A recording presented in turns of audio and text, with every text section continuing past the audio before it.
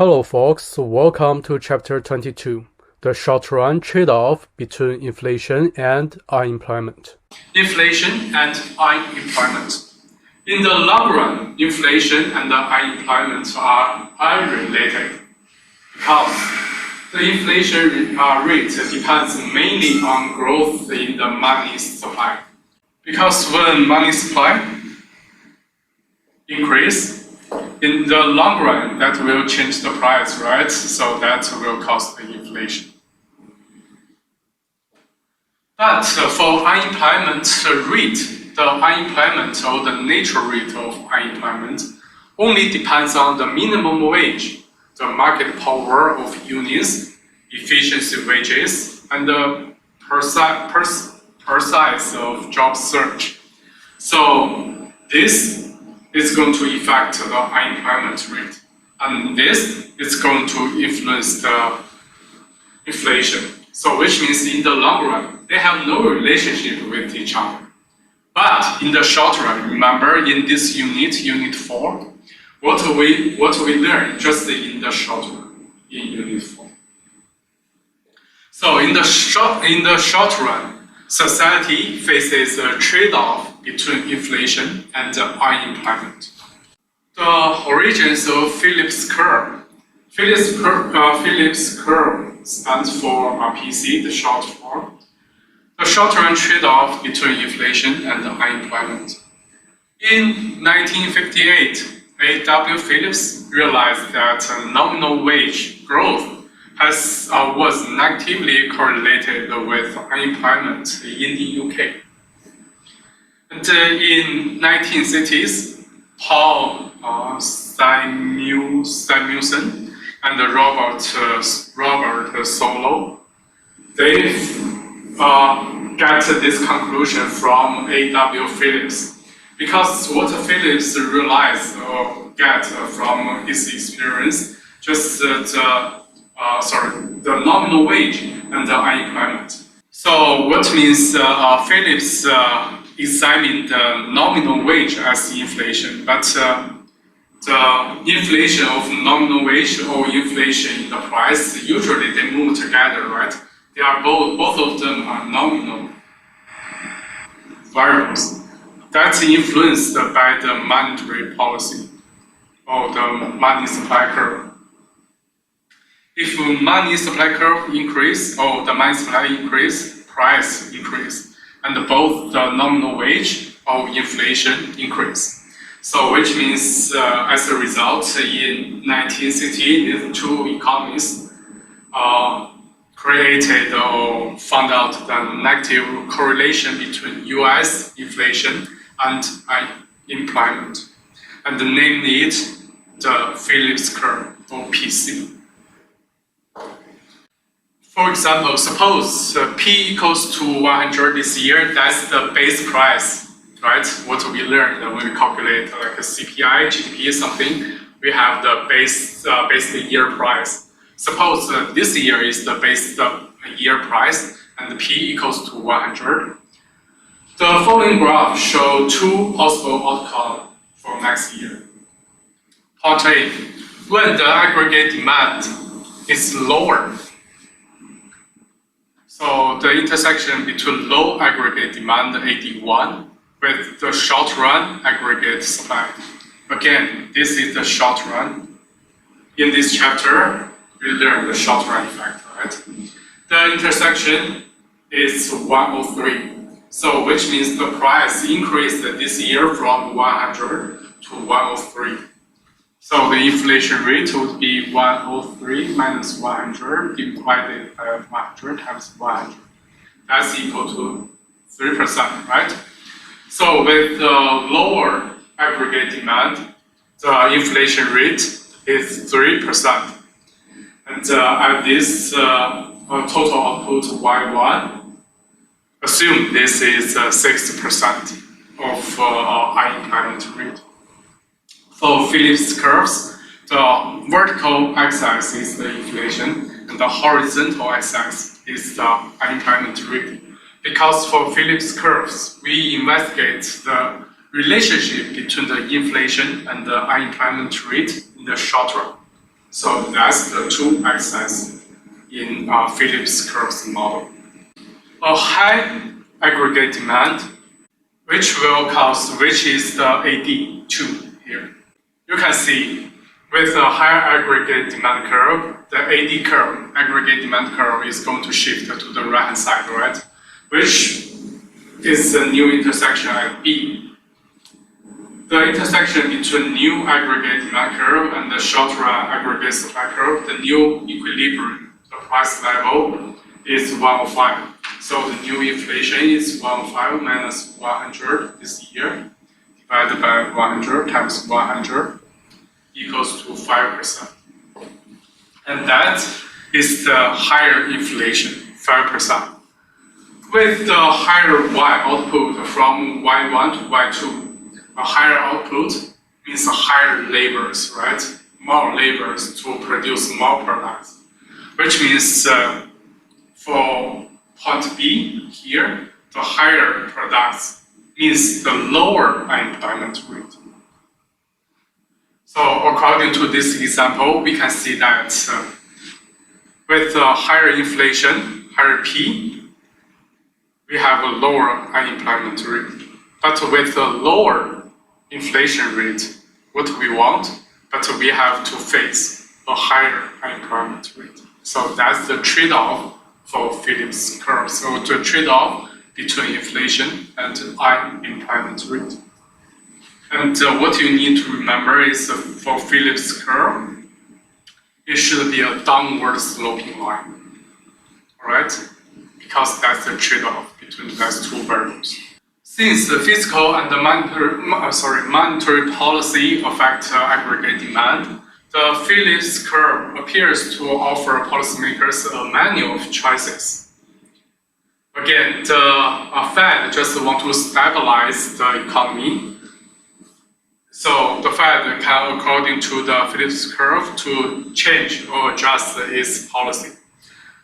Low unemployment rate, usually with high inflation, low inflation with high unemployment rate.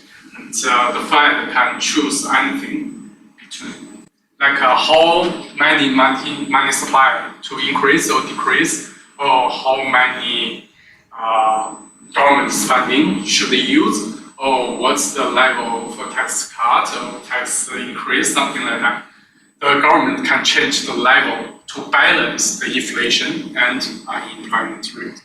In 1960s, the US data supported the Phillips curve. Many believed that the PC was stable and reliable. During 1960s, the US policymakers opted for reducing unemployment rate at expense of higher inflation. So from this data, we can see that there is a clear downward sloping curve, right? When the inflation rate is lower, the unemployment rate is higher, and vice versa. So that's the first thing we can get from the US data in 1960s.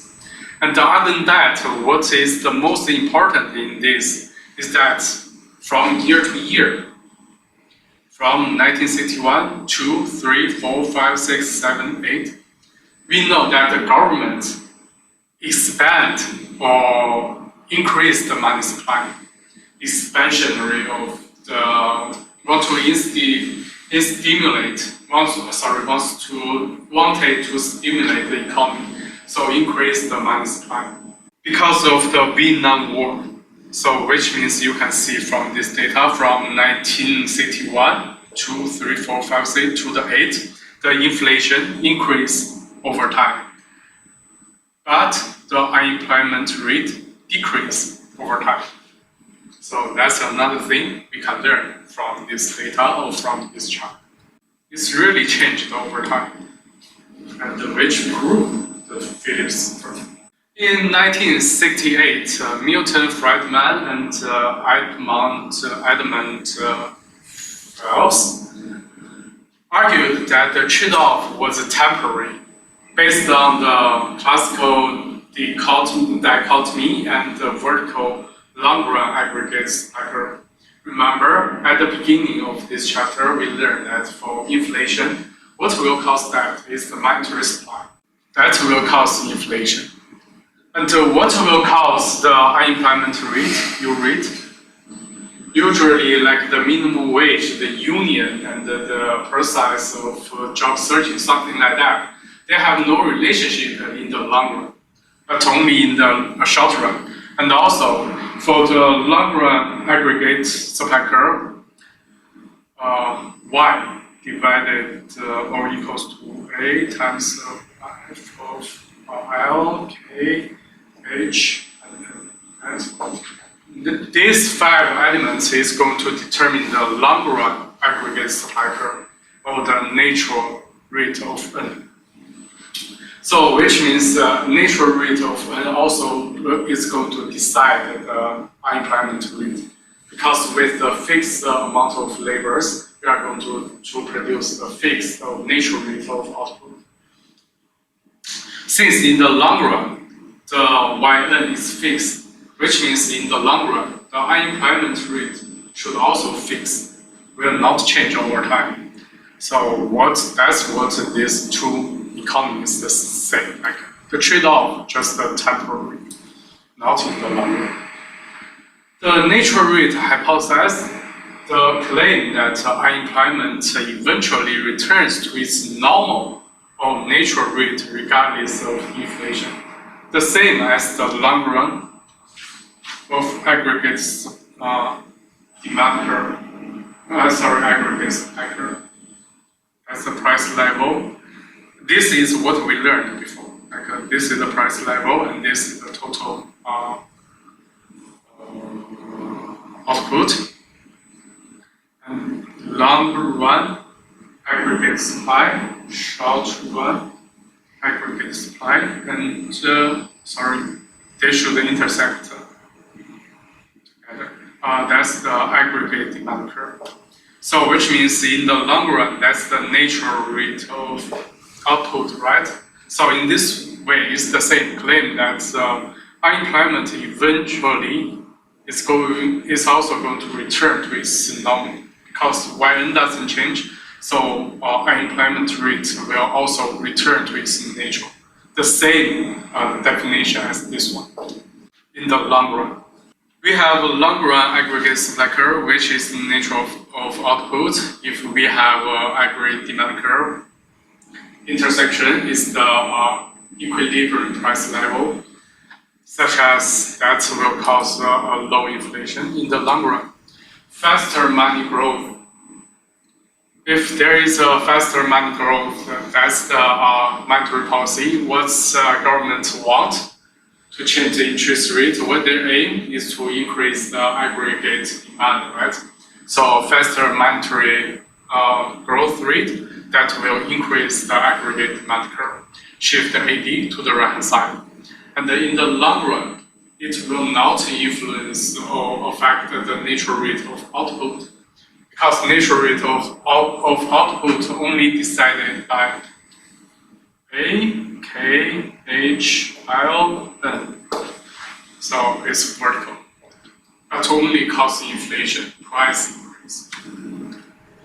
And the same for the long run Phillips curve. Since the natural rate of output doesn't change, the natural rate of unemployment will not change. It will be decided by output or minimum wage policy, unions, and so on and so forth, right? But in the long run, the faster monetary growth will only cause a higher inflation and nothing else. In the long run, not in the short run, all right? In the long run. The meaning of natural rate of unemployment rate toward which the economy gravitates in the long run is not necessarily the societally desirable rate of unemployment. It's not constant over time, because different policies can change the natural rate of unemployment rate, like the minimum wage change that will affect the natural rate of unemployment, right? So it's not constant. This unemployment is natural because it's beyond the influence of monetary policy. This will only influence the nominal variable. But the unemployment rate, that's kind of the real variable, right? So they have no relationship.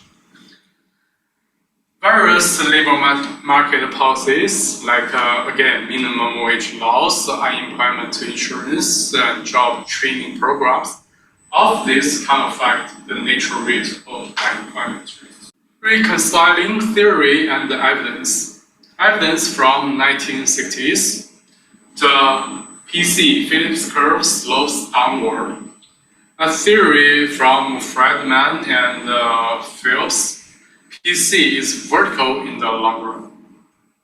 And how to balance these two theories? Friedman and Phelps bridged the gap between the theory and the evidence, introduced a new variable, expected inflation, a measure of how much people expected the price level to change. From last chapter, we learned the expected price level, right? And this chapter, we learned a new term is the expected inflation. The expected price level affects nominal wage. So expected inflation is one factor that determines the position of the SRAS curve, the short-run aggregate supply curve. So basically, expected price level and the expected inflation are kind of the same, right? This equation, you need to also remember that. Last chapter, we learned another equation, y equals to y natural rate of output plus a times p minus pe expected price level. And for this one, similar, right? The real output, real unemployment rate, the natural value, and the difference just depends on the difference of actual price level, or depends on the difference between the actual price level and the expected price level, or actual inflation minus expected inflation. And same for the A. Just measure the difference. Like if A is big, then the same difference of these two variables is going to cause a huge change of the final result. That's what A is. It's going to influence the slope. Okay, so back to this equation. The short run, the Fed can reduce U rate below the natural rate by making inflation greater than expected. If inflation is greater than expected, which means that this is positive, right? And the natural rate minus positive, the unemployment rate is going to decrease. That's what a government or Fed can do to influence the unemployment rate, or the actual unemployment rate, to change the real or actual inflation, which usually changed by money supply or monetary policy, right? In the long run, expectation catch up to reality, unemployment rate go back to its natural rate whether inflation is high or low. Again, because of the minimum wage policy, the union, the job search. In the short run, you can change the unemployment rate, but in the long run, you cannot. Oh, actually, you can change the long run's unemployment rate, but change it not by monetary policy or fiscal policy, but to change the minimum wage, something like that, right? Can change the natural rate of unemployment, but not fiscal policy or monetary policy. How expected inflation shifts the PC. So from this slide, we are going to learn what will shift the Phillips curves? What will shift the Phillips curve? First is the expected inflation can shift the Phillips curve. Think about initial expected and actual inflation equals to 3. That's the intersection between the short run, that's the short run, and the long run Phillips curve. The actual value equals to the expected value. When this value equals to each other, unemployment rate equals to the natural unemployment rate. So this is natural unemployment rate equals to 6%. The Fed makes the inflation 2% higher than expected, which will cause, remember, since the Fed is going to increase the inflation, the actual inflation will not influence the expected value, can only influence the fact value. So the fact value is the variable for vertical axis. So that will only move the points along the curve again. So the Fed made the inflation 2% higher from 3% to 5%. Then the expected, in that case, because of the negative relationship between inflation and the unemployment rate, the unemployment rate is going to decrease to 4%.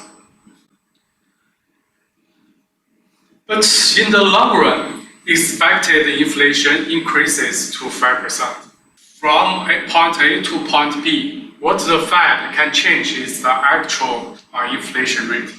When the people's expected inflation rate doesn't change, equals to 3%, at that time, the Fed can change the actual inflation rate to 5%.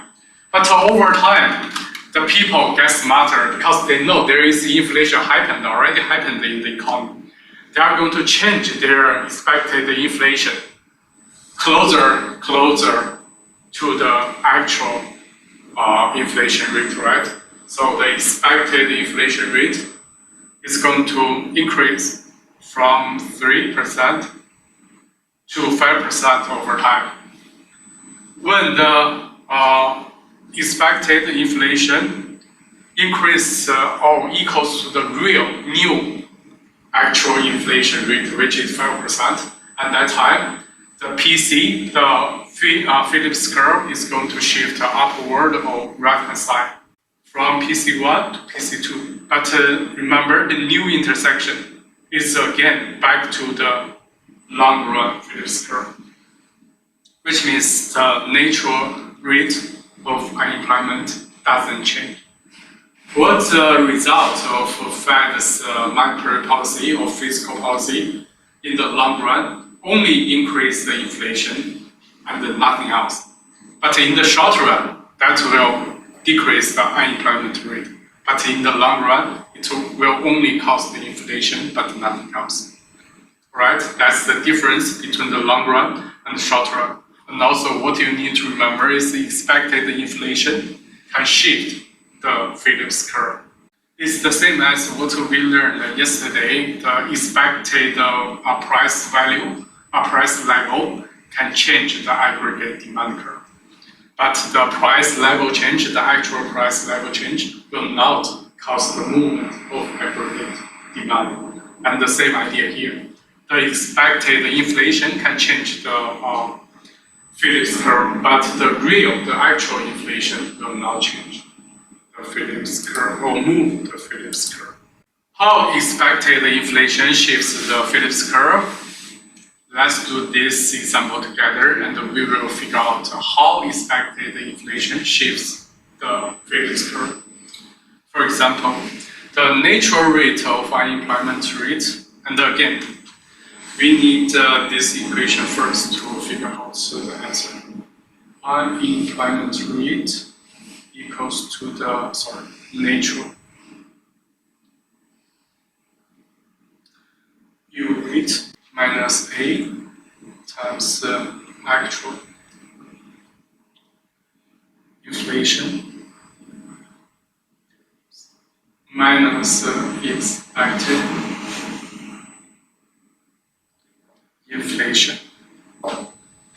we need this equation first to find out the result for this example question.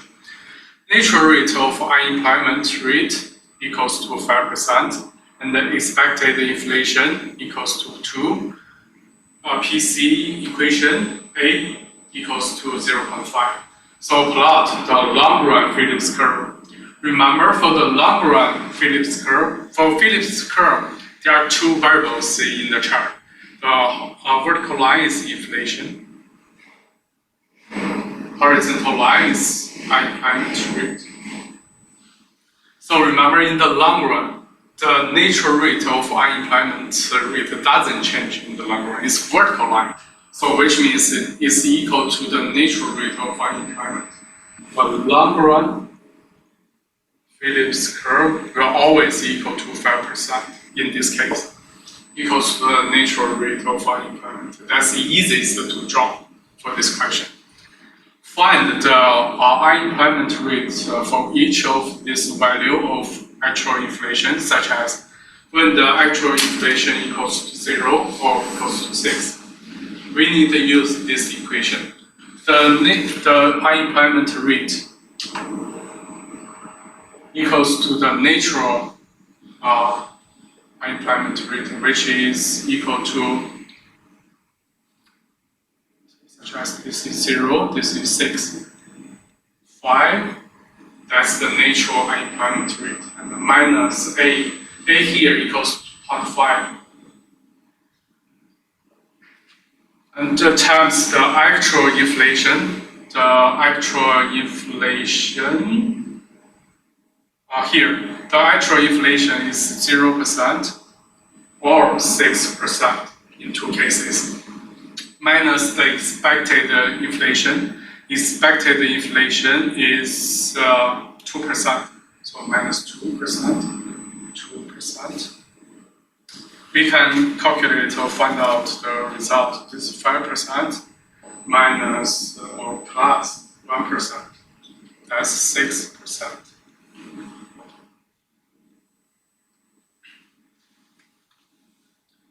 The second 5%, the same, minus this is 4, 2%, equal to 3%. So from the first one, if the actual inflation equals to 0%, that's the actual inflation, then the unemployment rate equals to 6%. For the second, if the actual inflation is 6%, then the actual unemployment rate is 3%. So you can draw this in the picture. If the inflation is equal to 0 and unemployment equals 6%, should be longer than the natural rate. So that's the first point. What if inflation is 6%, such as this is 6%, and unemployment rate is 3%. 3%. This is 6%. So that's the linear intersection. That's 2 points. So connect 2 points. That's the short run Phillips curve for part B. This is the step of how you finish this kind of question. All right. So for A, that's easy. The long run Phillips curve is vertical equals to unemployment rate. For B, first of all, you should figure out the two intersections and draw a straight line, intersect with or go through these two intersections, 2 points. That's the PCB for part B. For part C, the same. Here. Part C, suppose the expected inflation rise from 4%. Expected inflation, this change, but use the same equation, the same process, and you will get new 2 intersections or 2 new points. For for C, is these 2 points. You can calculate it later by yourself. All right, that's PC. If you cannot find out the result at this one, you can find me during my office hours. you can find out PC Phillips curves for part C. For part D, instead, suppose the natural rate falls to 4%. This one decrease from 5% to 4%, and still you will have different result. For the long run Phillips curve, it will also change because the natural rate falls to 4. So for part D, the long run Phillips curve decrease from 5 to 4 because the natural rate of unemployment decrease. And also Phillips curves using the same equation, you can find this one. So from part B to part C, I'm going to read the question again. For C, suppose the expected inflation rise to 4%. If the expected inflation rise, an increase in expected inflation is going to shift the PC to the right. So this you should remember. How expected inflation move the Phillips curve. If expected inflation rise, then PC is going to shift to the right. So positive relationship. A fall in the natural rate shifts both curves to the left. Because if we change the natural rate of unemployment, that will not only change the short run Phillips curve, but the long run Phillips curve. And from this example question, we have learned two things. The first is the relationship between the expected inflation. The relationship between this one and the Phillips curve is the positive relationship. If this one increases, the Phillips curve moves to the right side. If this one decreases, Phillips curve is going to shift to the left-hand side. And another thing we should remember is if we change the natural rate of unemployment rate, natural rate of unemployment rate will also cause the movement of Phillips curve. If this one, and again, is positive as well. If this one decreases, then the Phillips curve, both the short run and the long run are going to shift to the left-hand side. If this one increases, then both the short run and the long run is going to shift to the right side. So this two is what you need to remember for this example question. Okay, except the natural rate of unemployment rate and the expected inflation can change the Phillips curve. Another element can change the Phillips curve as well is the supply shocks. For example, an event that directly alters firms' costs and the prices, that is going to shift the aggregate supply curve, and which will also cause the Phillips curve move.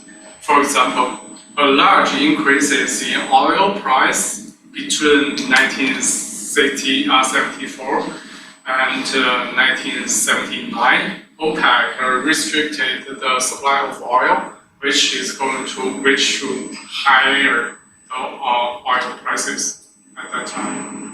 So if the price of oil increase, that means the cost for producers increase, right? In that way, the short run aggregate supply curve is going to shift to the left-hand side. Because the oil price increase is only going to change the short run aggregate supply, but not the aggregate demand curve. So the new intersection changed from point A to point B. From point A to point B, we can know the new equilibrium, the price increase, right? From P1 to P2, this is inflation. The quantity of output decreased from Y1 to Y2. So Y decrease. If Y decrease, what that means? It means unemployment rate is going to increase, right? Because I need fewer laborers to produce a smaller amount of goods, so the unemployment rate is going to increase. So in this way, we can see that the inflation and the unemployment rate increase, both of them increase because of this shock. So the Phillips curve should move to the right-hand side. Only in that way, both the inflation rate and the unemployment rate increase. So this is the third element to change the Phillips curve. Again, in that case, in 1970s, oil price shocked, increased by this amount. The Fed chose to accommodate the first shock with a faster money growth because the aggregate short-run aggregate supply decreased. So the Fed need to stabilize the economy or the output. So it should increase the demand or output, and in that way, faster money growth. But the result is a higher expected inflation with further shift the PC. You can see the inflation or the price of oil gets higher and higher. The oil price surged again, which worsened the Fed's trade-off. So in that case, the Fed didn't accomplish its aim. Supply shock, rising expected inflation, worse the PC trade-off. So you can see from year to year, the inflation go up almost, but the unemployment rate almost didn't change. Just changed within this period, but the inflation increased by a huge amount. The cost of reducing inflation. Disinflation means a reduction in the inflation rate. To reduce inflation, the Fed has to pursue contractionary monetary policy, which reduces AD. Before we learned the monetary policy and the fiscal policy, what Fed are going to use these two just to stabilize the output, right?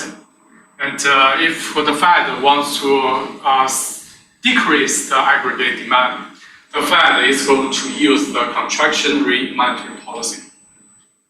So in the short run, the output falls and the unemployment rate rises. But in the long run, the output return to its natural unemployment rate. Because in the long run, nothing changed the unemployment rate here for the monetary policy. That will only cause the nominal value change, which is the inflation or the price value.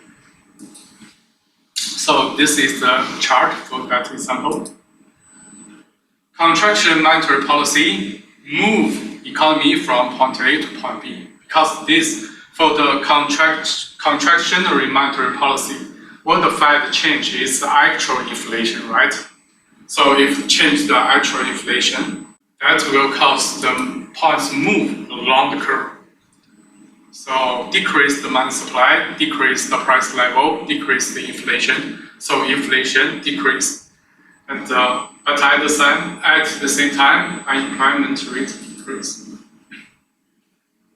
Expected inflation falls and PC shift downward.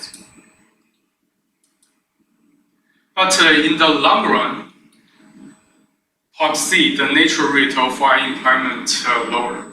Remember, expected inflation will change the PC curve, right?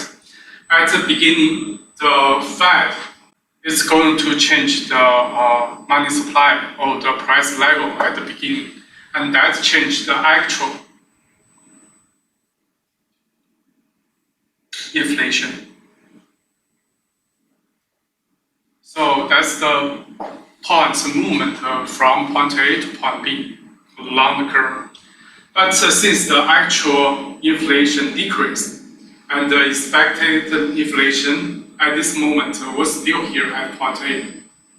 But over time, people will realize that there is lower actual inflation. So people are going to adjust their expected inflation smaller and smaller till this point B, the actual inflation.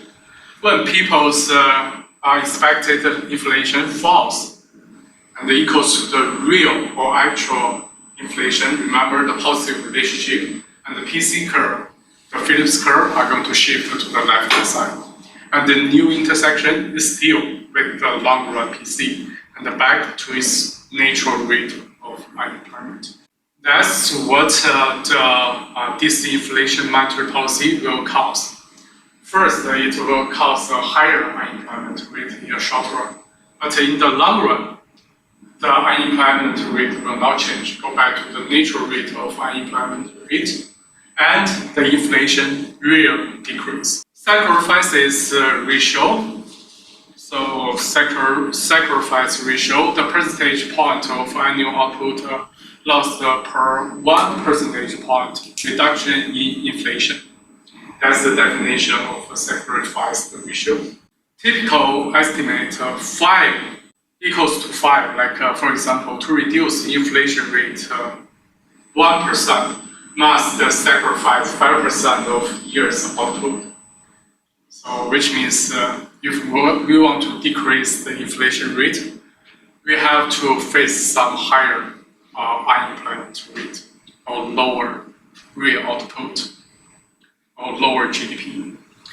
Can spread the cost over time to reduce the inflation by 6%. Can either sacrifice, again, if we assume or estimate the sacrifice ratio equals to 5, then if we want to sacrifice 30% of GDP, if we want to reduce inflation by 6%, we can either sacrifice 30% of GDP for 1 year or 10% for 3 years.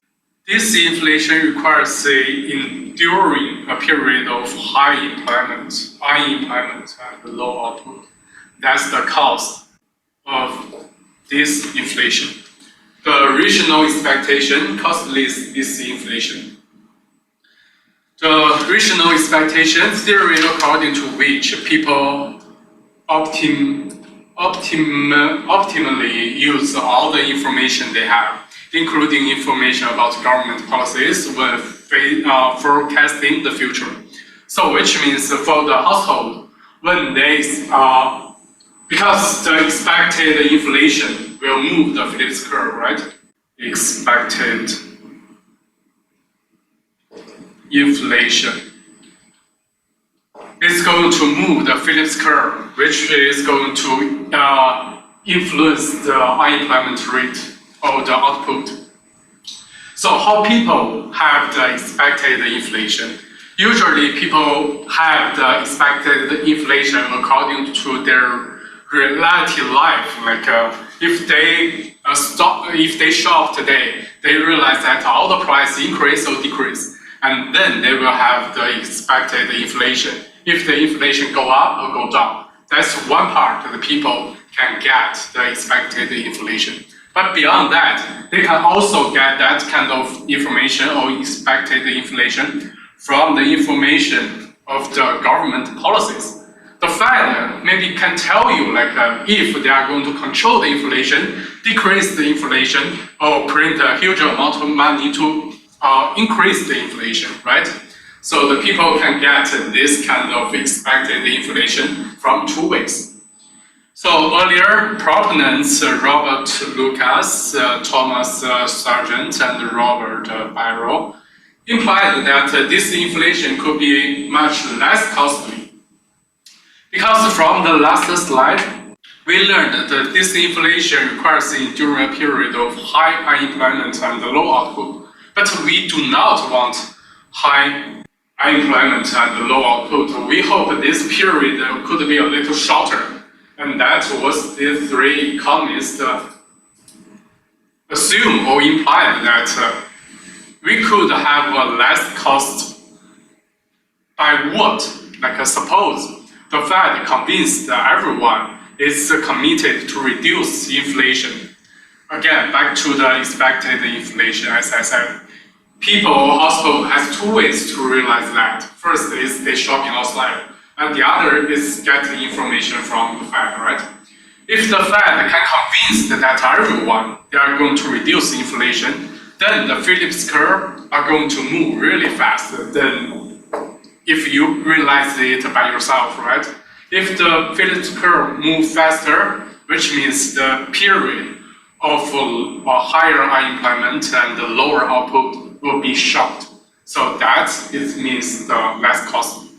So the result is disinflation can cause less unemployment than traditional sacrifice ratio predicts.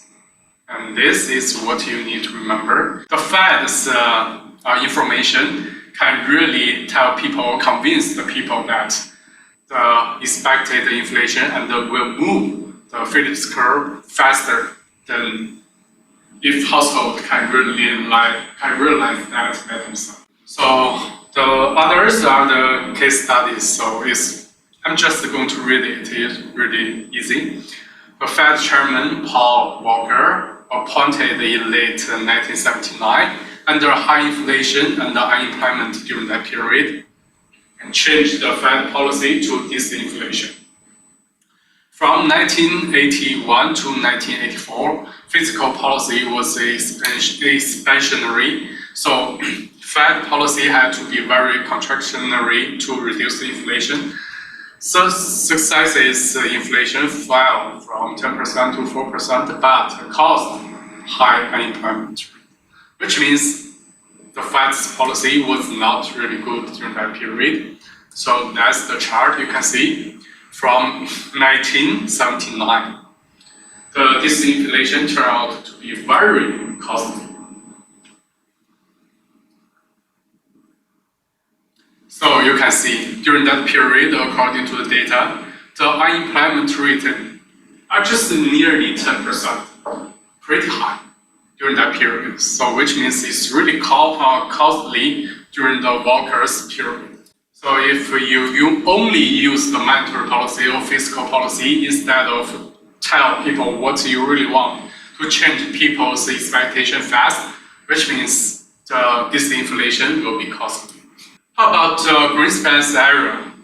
In 1986, the oil price fell 50%. From 1989 to 90s, unemployment fell, inflation rose, so Fed raised the interest rate, caused a mild recession, decreased the investment. In 1990s, unemployment rose and the inflation fell. In 2001, negative demand shock created the first recession in the decade. Policymakers responded with expansionary monetary and fiscal policy. So let's see the chart. Inflation and unemployment were low during most of Alan Greenspan's years as Fed chairman. So you can see in 1987, the inflation was around 3 and the unemployment rate was 6%. Over time, from 1990s to 1992, we can see the inflation rate decreased, but unemployment rate didn't increase by a huge amount. And after that period, the inflation rate decreased and also unemployment rate decreased by a huge amount, right? From 8% to around 4%. So which means during this period, the Greenspan's policy was really effective during that period. But after 2000, although there was another recession, but according to the policy from 2000 to 2006 over here, just during this period, we can see that the inflation didn't increase a lot, but at the same time, the unemployment rate increased, but go back really fast, right? From 2 2000, that's the recession happened and the unemployment rate increased 2001 and 2002 for 2 years. And after the expansionary monetary policy, you can see the inflation increased only by a smaller amount, but the unemployment rate decreased really fast within 3 years. So that's what happened during from 1990s to 2005. The earlier 2000s, housing market boom turned to bust in 2006. Household wealth fell, millions of mortgage defaults and foreclosures, which means heavy losses at financial institutions. The economy was really bad during that period. So that results in a sharp drop in aggregate demand, steep rise in unemployment rate. Usually, this is what's really common during recession. The financial crisis caused the aggregate demand to plummet, sharply increasing unemployment and reducing inflation. So from 2006 to 2009, 2006 to 2009, we can see that the inflation decreased a lot because of the decrease of AD curve. Remember, the AD curve is going to decide the Phillips curve. So this explains the Phillips curve. The inflation decreased and the unemployment increased during that period. But from 2010 to 2015, a slow recovery reduced the unemployment rate. 2010 to 2015, we can see that inflation decreased and unemployment decreased as well. By 2018, reduced the unemployment below 4% and the inflation at 2.4. So this is what happened from 2006 and 2018. So we can see that. That's another evidence for the Phillips curve and how government should make policies or decide policies to change the inflation rate and affect the unemployment rate as well at the same time. So the better way for the Fed to do is change people's expectation really fast, which can have a smaller cost for the disinflation. The conclusion for this chapter, what you need to remember is for relationship between the inflation and the unemployment rate are related in the long run and negatively related in the short run. Distinguish the short run and the long run. Also affected by expectations, which play an important role in the economy's adjustment from short run to the long run. Because the expected inflation influence or will shift the Phillips curve. So if we can change or affect the expectation fast, which means this is going to play an important role. So that's the conclusion of this chapter 22.